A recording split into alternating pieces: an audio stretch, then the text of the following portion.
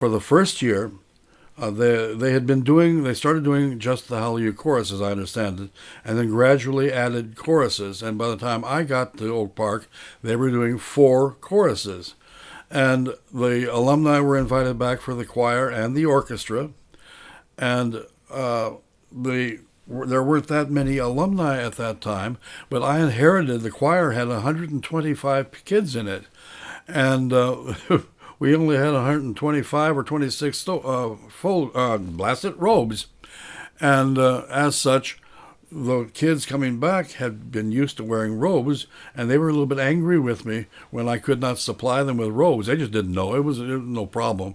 But that started that, and then since we were doing the four choruses, I added the soprano recitatives to go into it, and gradually we added two more choruses, and we also added all of the solos. The 13 total soloists would be involved every year, and they were present-day students. Now, this year we're going to take soloists that represent every vocal teacher that is taught at Oak Park, and that's going to be exciting.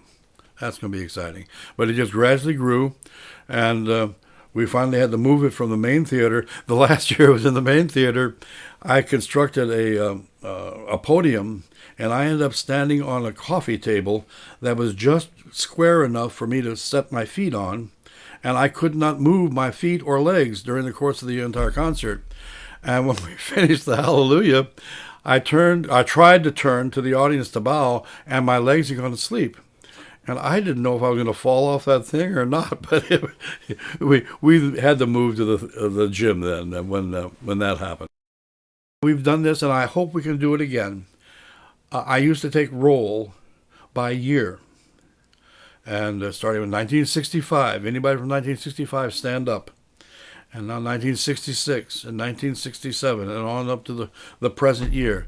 And there would be people usually there from every year, or maybe no more than 2 or 3 years out of 25 that or 30 that weren't covered. But by and large, just about every year. And there was a group of 1966 people that I could count on being there all the time. In fact, as one of those women, their daughter sang one of the solos one year. And as she sang the solo, I was conducting her from down the pit, and her mother was also in my sight range right behind her. That mother sang every note with her daughter. That's great. That's great.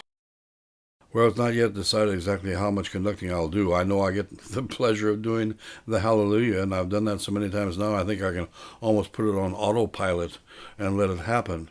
And the kids, we have between 300 and 400 people who say they will be back as of today. Now, I'm sure it probably will end up being more than that if the weather is decent.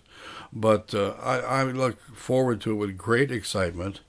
I went back one time, I guess on the 40th anniversary, and conducted the Hallelujah that year. Let's face facts, I'm getting older now, and this well might be my swan song of conducting. I have asthma now, and that causes a problem, and I can no longer really do a long festival. And I'm looking forward to this with great anticipation. I know it's going to be a joy, and I'm looking forward to it. Really, I am.